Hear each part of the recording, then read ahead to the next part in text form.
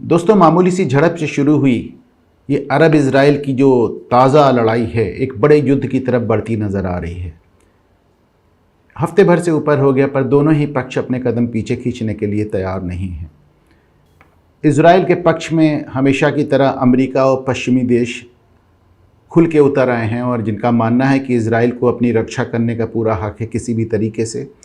वहीं OIC यानी organisation of Islamic countries, दुनिया भर के मुसलमान मुल्क, ख़ास तौर से अरबी मुल्क, खुल के फ़िलिस्तीन का समर्थन कर रहे हैं और इज़राइल की निंदा कर रहे हैं। मोटी सी बात यह है कि 1948 में बना ये मुल्क इज़राइल, यहूदी मानते हैं कि वो 3000 साल बाद अपनी ज़मीन पर लौटे हैं, जहाँ से उनको किसी ज़माने में रोमन्स ने बेदखल कर दिया था।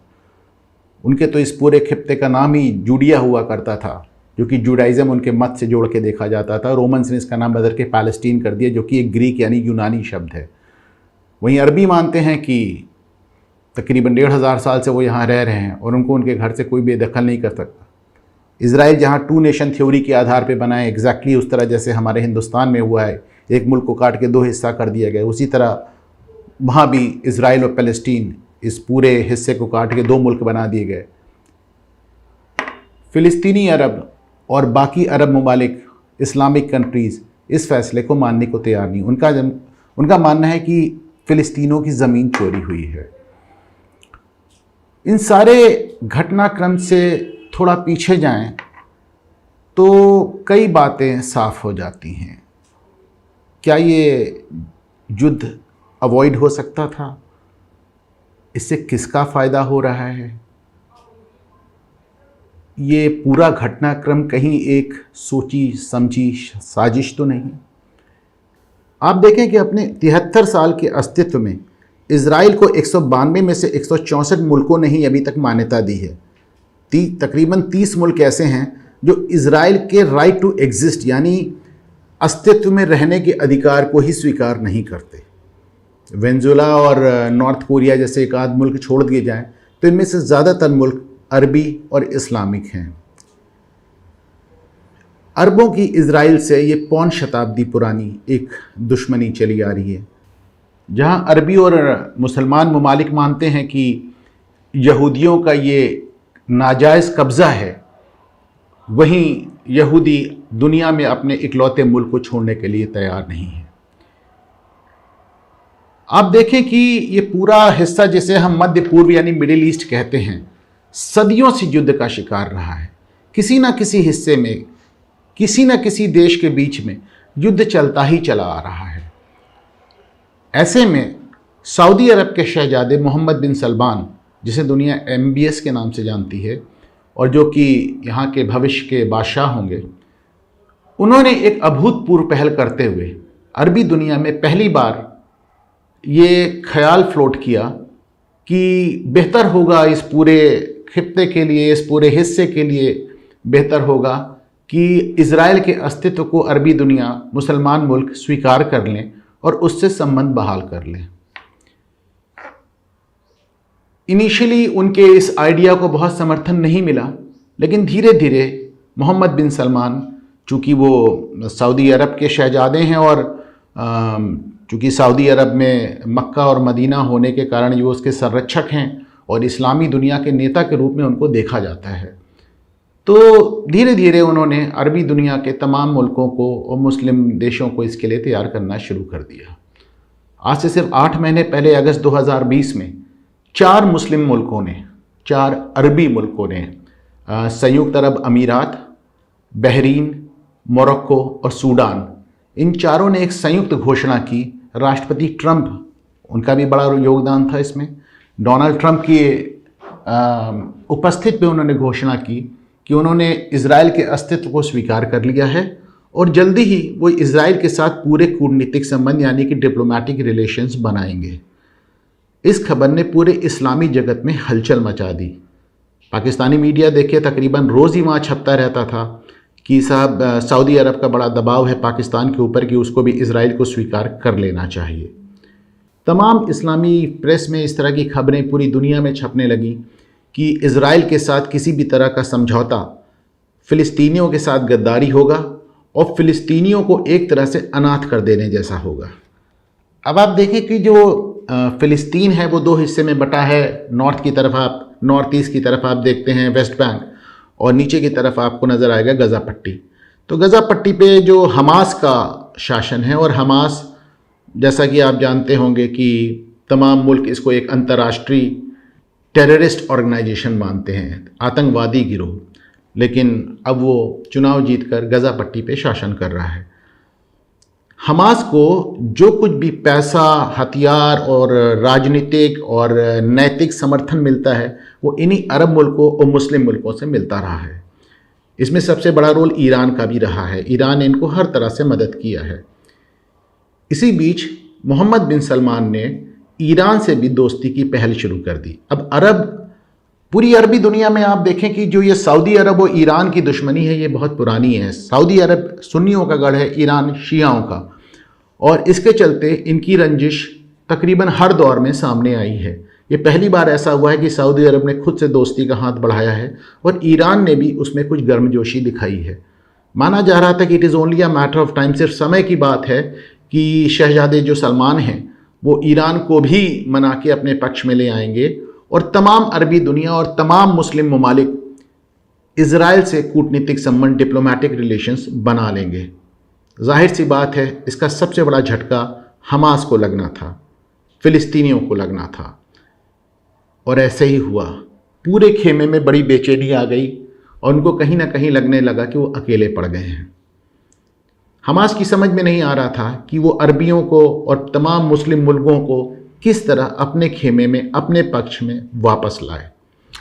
देखिए 1990 की घटना है जब इराक के तत्कालीन डिक्टेटर सद्दाम हुसैन ने कुवैत पे हमला करके उस पर कब्जा कर लिया था। इसके जवाब में अमेरिका और पश्चिमी मुल्कों ने इराक पे हमला किया था, जिसको पहला खाड़ी युद्ध यानी गल्फ वॉर माना जाता है। अमेरिका के इस हमले में सारे अरबी मुल्क इराक की जगह अमेरिका के साथ खड़े नजर आए, क्योंकि किसी भी अरबी मुल्क को यह बात कबूल नहीं हुई कि जिस तरह सद्दाम हुसैन ने कुवैत पे कब्जा कर लिया। उन्हें लग रहा था भाई सद्दाम के पास आर्मी है, ताकतवर हैं, आज कुवैत पे कम हमला किया है, कल किसी और मुल्क पे कब्जा कर लेंगे। सद्दाम हुसैन ने उम्मीद नहीं की थी कि अरबी मुल्क ही उनके खिलाफ खड़े हो जाएंगे और पूरा मुस्लिम जगत उनके खिलाफ खड़ा हो जाएगा। अकेले पड़ गए सद्दाम हुसैन ने अपनी समझ में एक गहरी चाल चली।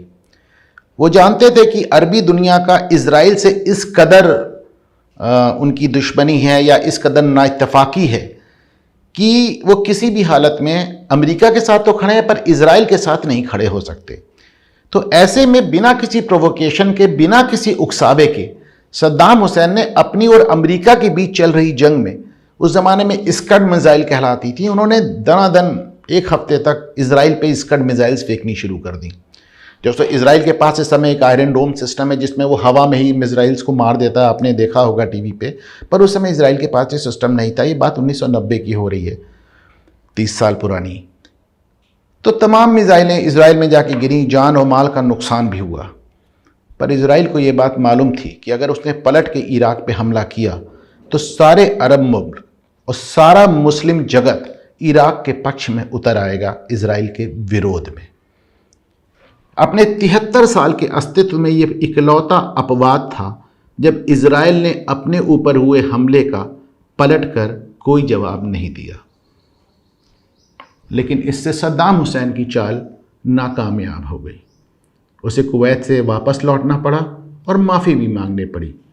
लेकिन अगर इज़राइल ने उस वक्त सद्दाम पर हमला कर दिया होता तो डेफिनेटली दुनिया फिर से दो खेमे में बढ़ जाती, जिसमें एक तरफ इज़राइल अपने पश्चिमी देशों के साथ होता और दूसरी तरफ सद्दाम हुसैन पूरे अरब जगत और पूरी मुस्लिम दुनिया के साथ होता।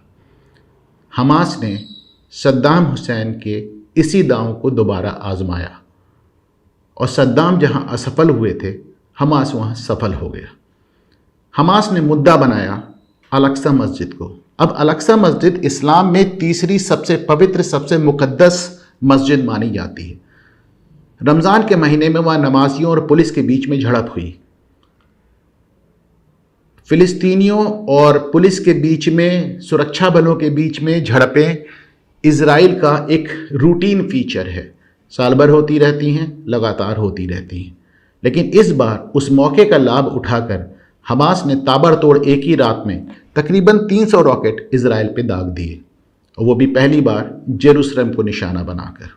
उसके बाद क्या हुआ आप सबने देखा, इजराइल ने पलटकर डिसप्रपोर्शनेट फोर्स, बहुत ज़्यादा ताकत लगाकर हमास पर और गज़ा पट्टी पे हमला किया। जाहिर सी बात है कि इजराइल टेक्नोलॉजिकली और हर तरह से मिलिट्री में कहीं ज़्यादा स्ट्रांग है, तो वो हर तरह से हमास पे और फ़िलिस्तीन पर भारी पड़ रहा है। और जैसे ही ये हुआ वैसे ही पूरा अरब जगत और पूरा मुस्लिम समाज, पूरा तमाम मुस्लिम मुल्क फिर से फ़िलिस्तीन के पक्ष में और इजराइल के खिलाफ खड़े नज़र आ गए। OIC की मीटिंग कॉल हो गई, 52 मुल्कों ने खड़े होकर प्रस्ताव पारित कर दिया, और तुर्की के राष्ट्रपति अर्दोगान ने तो कुछ बहुत ही उटपटांग प्रस्ताव ही दे डाले। उन्हें माना था कि साहब एक नई आर्मी बनाई जानी चाहिए जो कि फ़िलिस्तीन की और इजराइल से रक्षा करेगी।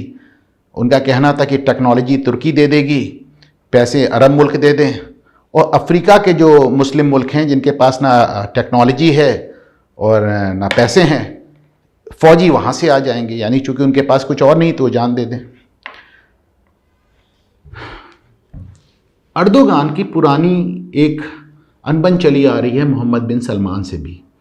दोनों ही मुस्लिम जगत के नेता होना चाहते हैं। जहां मोहम्मद बिन सलमान मानते हैं कि मक्का और मदीना के कस्टोडियन यानी कि संरक्षक होने के नाते वो मुस्लिम समाज के और पूरी मुस्लिम दुनिया के निर्विवाद नेता हैं, वहीं अर्दोगान ये मानते हैं कि वो ऑटोमन एम्पायर यानी सल्तनत उस्मानिया के वंशज हैं, और तुर्की को ही ये हक हासिल है कि वो एक जो ग्लोबल मुस्लिम वर्ल्ड है, जो पूरी दुनिया में फैले हुए मुसलमान हैं, उनका नेतृत्व करे।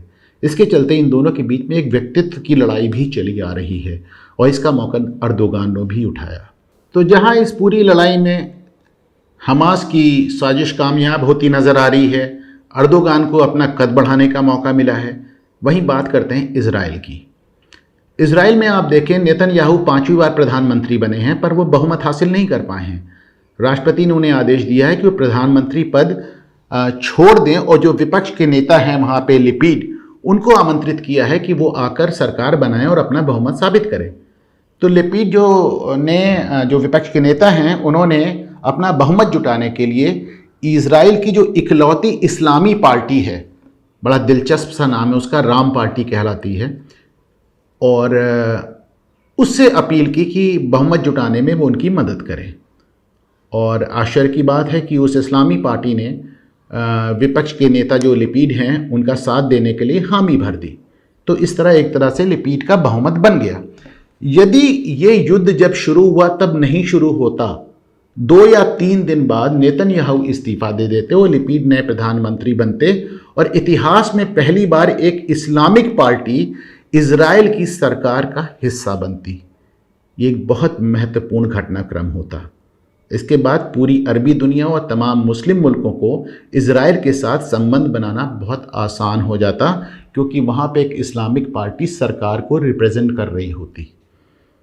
इसके बाद हमास का इजराइल से युद्ध करना या इजराइल पर रॉकेट फेंकना, अटैक करना भी बड़ा मुश्किल हो जाता, क्योंकि तब ये लड़ाई इस्लाम के नाम पे नहीं लड़ी जा सकती थी, क्योंकि इजराइल की सरकार में ही एक इस्लामिक पार्टी का हिस्सा होता। लेकिन हमास ने समय रहते कार्रवाई की, और नेतन्याहू ने भी ये जानते हुए कि उनकी राजनीतिक पारी शायद एक बियाबान में जा रही है, एक ज़बरदस्त जवाबी कार्रवाई की। अब हाल ये है कि हमास को डेफिनेटली एक राहत मिली है कि पूरे अरब मुल्क और पूरे मुस्लिम मुल्क फिर से उसके साथ खड़े हैं, और नेतन्याहू को भी एक नई पॉलिटिकल इनिंग मिल गई है।